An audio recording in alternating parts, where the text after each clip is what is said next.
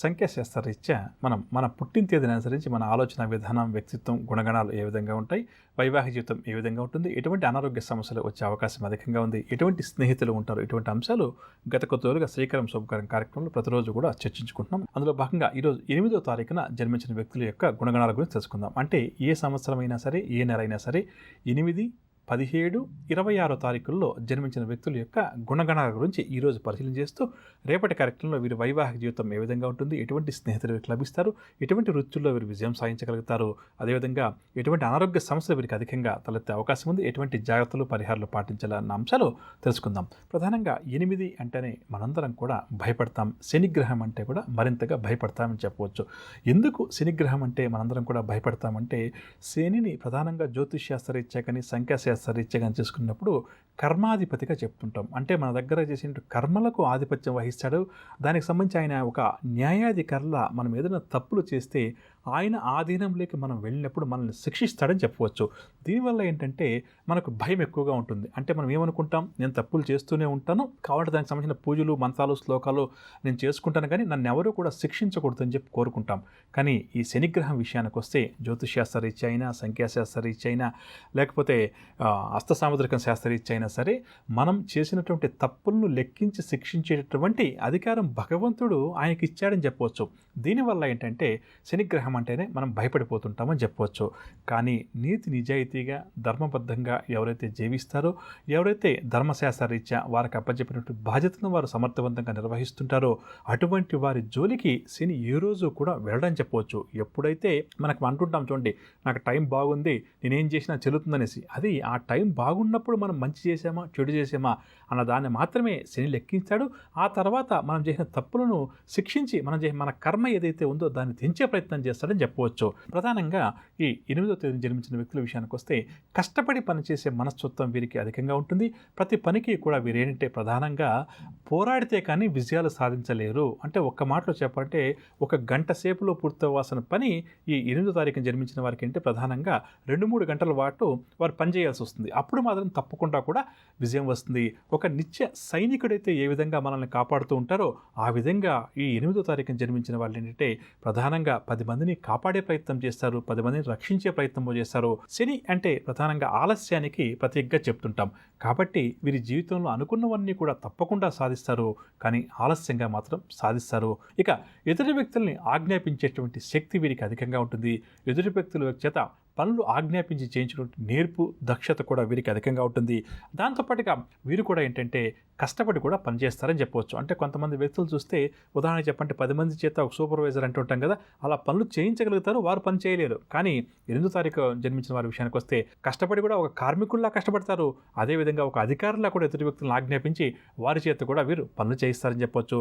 ప్రధానంగా వీరి జీవితంలో ఎప్పుడో ఒక సమయంలో సంఘర్షణకు లోను కావాల్సింది అధికంగా ఉంటుంది.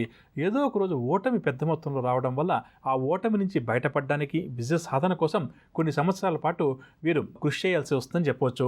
అదేవిధంగా వ్యాపారం లాంటివి చేసేవారు ఎవరైతే ఉన్నారో 8వ తారీఖున జన్మించిన వ్యక్తులు వ్యాపార వర్గాల ప్రతి ఒక్కరు కూడా ఆదిత్య హృదయ స్తోత్రాన్ని పఠించడం చాలా మంచిది. తదుపరి వృశ్చిక రాశి. వృశ్చిక రాశి వారి ప్రయత్నాలు ఏవైతే ప్రారంభం చేస్తారో అవన్నీ కూడా ముందుకు సాగవు. అడుగు అడుగునా కూడా ఆటంకాలు ఎదురవుతాయి. వివాదాలకు, కోపతాపాలకు దూరంగా ఉండడం చాలా మంచిది. బంధువులతోటి కూడా వీరికి తగాదాలు ఏర్పడే అవకాశం ఉంది. ఆరోగ్య సమస్యలు కూడా బాగా చికాకుపరుస్తాయి. ఆధ్యాత్మిక చింతన కూడా ఈ రాశి వారికి అధికమవుతుంది. ఒక సమాచారం ఏదైతే అందుతుందో అది కొంత ఆందోళన కూడా కలిగిస్తుంది. రాబడి కూడా ఈ రాశి వారికి అంతగా ఉండదు. ఉద్యోగ వర్గాల వారు విధి నిర్వహణలో ప్రతిబంధకాలను ఎదుర్కొంటారు. వ్యాపార వర్గాల వారికి వ్యాపార లావాదేవీలు సామాన్యంగా సాగుతాయి. పారిశ్రామిక వర్గాల వరకు కూడా ఈరోజు నిరాశజనకంగా గడుస్తుంది. సినీ, టీవీ కళాకారులు కూడా కొంత ఇబ్బందికరమైనటువంటి పరిస్థితిని ఈరోజు ఎదుర్కొంటారు. విద్యార్థులకు అవకాశాలు కొన్ని అందినట్టే అంది చేజారుతాయి. షేర్ల క్రయ విక్రయాల్లో ఒడిదుడుకులు అధికమవుతాయి. వృశ్చిక రాశి వారికి వాడకాల్సి వచ్చే రంగు కాఫీ రంగు మరియు బంగారు రంగు. పరిహారాల విషయానికి వస్తే వృశ్చిక రాశి వారి ప్రతి ఒక్కరు కూడా నవగ్రహ స్తోత్రాలు పఠించడం ఈరోజు మరింత మంచిది. తదుపరి ధనురాశి. ధనురాశి వారు నూతన కార్యక్రమాలకు శ్రీకారం చుడతారు. శుభవార్తలు కూడా ఈరోజు ఈ రాశి వారు అందుకుంటారు. అప్రయత్నంగా కొన్ని కార్యక్రమాలు పూర్తి చేస్తారు. విలువైన వస్తువులు సేకరిస్తారు. సభలు, సమావేశాల్లో కూడా ధనురాశి వారు చురుగ్గా పాల్గొంటారు. చిన్ననాటి స్నేహితులను కూడా కలుసుకుంటారు. ఆదాయం కూడా వీరికి చాలా వరకు సంతృప్తికరంగా ఉంటుంది. వ్యాపార వర్గాల వారికి ఈ వ్యాపారాలు లాభిస్తాయి. ఉద్యోగ వర్గాల వారు ఉద్యోగాల్లో సంతోషకరమైన వార్తలు అందుకుంటారు.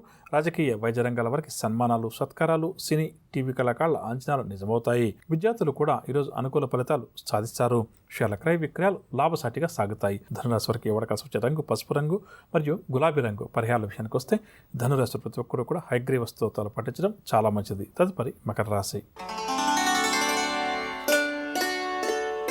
మకర రాశి వారు చేపట్టిన కార్యక్రమాలన్నీ కూడా సజావుగా పూర్తి చేస్తారు. స్నేహితులతోటి సత్సంబంధాలు కూడా నెలకొంటాయి. కాంట్రాక్ట్ రంగం వారికి కొత్త కాంట్రాక్టులు చేతికంతాయి. భూ సంబంధిత వివాదాలు మకర రాశి వారికి ఎవరికైతే అధికంగా ఉన్నాయో ఎవరిని కూడా తీరుతాయి. జీవిత భాగస్వామి ద్వారా ఆస్తి లాభ సూచనలు, అప్రయత్నంగా కొన్ని కార్యక్రమాలను కూడా పూర్తి చేస్తారు. వ్యాపార వర్గాల వారు వ్యాపారాలు విస్తరిస్తారు. ఉద్యోగ వర్గాల వారు ఉద్యోగాల్లో ముందడుగు వేస్తారు. రాజకీయ పారిశ్రామిక వర్గాల వారికి విదేశీయాన ప్రయాణాలు, సినీ కళాకారులకు కూడా ఈరోజు ప్రోత్సాహకరంగా గడుస్తుంది. విద్యార్థులకు నూతన విద్యావకాశాలు ప్రవేశం లభిస్తుంది. షేర్ల క్రయ విక్రయాలు లాభిస్తాయి. ఇక మకర రాశి వారికి అవకాశం వచ్చే రంగు పసుపు రంగు మరియు ఎరుపు రంగు. పరిహారాల విషయానికి వస్తే మకర రాశి వారు ప్రతి ఒక్కరు కూడా శ్రీ దక్షిణామూర్తి స్వామివారిని పూజించడం, స్వామివారి స్తోత్రాలు పఠించడం చాలా మంచిది. తదుపరి కుంభరాశి. కుంభరాశి వారికి కుటుంబంలో చికాకులు అధికంగా ఎదురవుతాయి. ప్రయాణాలు కూడా చేయాల్సి వస్తుంది. ఆరోగ్య భంగం, ఔషధ సేవనం కూడా తప్పకపోవచ్చు. రాబడి కూడా కొంత తగ్గే అవకాశం ఉంది. బంధువర్గం వారితో తగాదాలు కూడా ఈరోజు ఈ రాశి వారికి ఏర్పడతాయి. శ్రమ అధికంగా ఉంటుంది. పనుల్లో తొందరపాటు, నిర్ణయాలలో తొందరపాటు కూడా ఉంటుంది. భాగస్వామ్య వ్యాపారాలు అంతగా లాభించవు. ఉద్యోగ వర్గాల వరకు ఉద్యోగాల్లో ఒడిదుడుకులు అధికమవుతాయి. రాజకీయ వర్గాల వరకు వ్యయ ప్రయాసాలు అధికమవుతాయి. సినీ, టీవీ కళాకారులకు కూడా ఈరోజు నిరుత్సాహంగానే గడుస్తుంది. విద్యార్థులకు కూడా ఒత్తిళ్లు దూరమవుతాయి. షేర్ల క్రయ విక్రయాల్లో నిరాశ అధికమవుతుంది. కుంభరాశి వారికి అవకాశం వచ్చే రంగు ఆకుపచ్చ రంగు మరియు గోధుమ రంగు. పరిహారాల విషయానికి వస్తే కుంభరాశి ప్రతి ఒక్కరు కూడా ఈరోజు శ్రీ సుబ్రహ్మణ్య స్వామివారిని పూజించడం, రుణ విమోచన అంగారక స్తోత్రాన్ని పఠించడం చాలా మంచిది. తదుపరి మీనరాశి. మీనరాశి వారికి ప్రతి పనిలో కూడా వ్యయ ప్రయాసాలు అధికంగా ఉంటాయి. అనుకోని ఖర్చులు కూడా ఈరోజు ఈ రాశి వారికి ఎదురవుతాయి. ప్రతి పనిలో కూడా శ్రమ పెరుగుతుంది. సన్నిహితులతోటి విభేదాలు కూడా ఏర్పడతాయి. ఆలోచనలు ఏమాత్రం కూడా నిలకడగా ఉండవు. వివాదాలకు, కోపతాపాలకు దూరంగా ఉండటం చాలా మంచిది. వ్యాపార వర్గాల వారికి వ్యాపారాలు నత్తనకన సాగుతాయి. ఉద్యోగ వర్గాల వారికి ఊహించినటువంటి మార్పులు, చేర్పులు, రాజకీయ వర్గాల వారికి ఒడిదుడుకులు అధికమవుతాయి. సినీ కళాకారులకు కొన్ని అవకాశాలు అందినట్టే అంది చేజారవచ్చు. విద్యార్థులకు కూడా కొంత నిరాశజనకంగానే గడుస్తుంది. షేర్ల క్రయ విక్రయాలు స్వల్పంగా లాభిస్తాయి. మీనరాశి వారికి అవకాశం వచ్చే రంగు గోధుమ రంగు మరియు కాఫీ రంగు. పరిహార విషయానికి వస్తే మీనరాశి ప్రతి ఒక్కరు కూడా ఈరోజు అష్టలక్ష్మి అమ్మవారిని పూజించడం చాలా మంచిది. విన్నారుగా, నవగ్రహ సంచారాన్ని అనుసరించి ద్వాదశ రాశుల వారికి ఈరోజు గ్రస్త ఏ విధంగా ఉంది, ఎటువంటి విషయాల్లో వీరు జాగ్రత్త వహించాలి, ఎటువంటి పరిహారాలు ఈరోజు వీరు ప్రధానంగా పాటించాలి అన్న అంశాలు. ఇక ఇప్పుడు మనం ఈరోజు ఎవరైతే ముఖ్యమైన వ్యవహారాలు ప్రారంభించాలి లేదా కీలక నిర్ణయాలు తీసుకోవాలని చెప్పి అనుకుంటున్నారో వారు ఏ భగవంతుని పూజిస్తే వారి విజయ అవకాశాలు మెరుగుపడుతుంది అన్న అంశాన్ని పరిశీలించేద్దాం.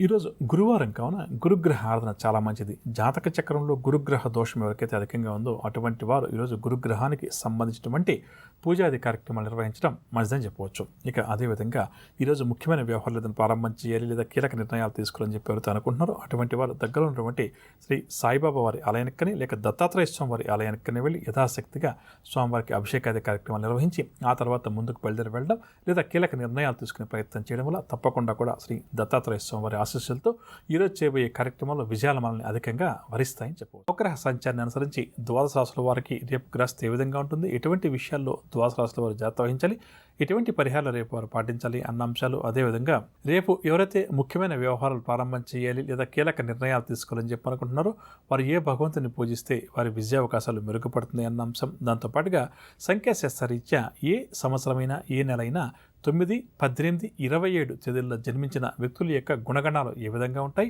వారి ఆలోచన సరళి, వ్యక్తిత్వం ఇటువంటివి ఏ విధంగా ఉంటాయి, ఎటువంటి విషయాల్లో వీరు జాగ్రత్త వహించాలి అన్న అంశాలు తెలుసుకుంటూ దాంతోపాటుగా శుభకరం అన్న అంశంలో భాగంగా పూర్వాషాఢ నక్షత్రం ఉన్నటువంటి రోజుల్లో ఎటువంటి కార్యక్రమాలు ప్రారంభించవచ్చు, ఎటువంటి కార్యక్రమాలు ప్రారంభం చేయకూడదు అన్న అంశాలు.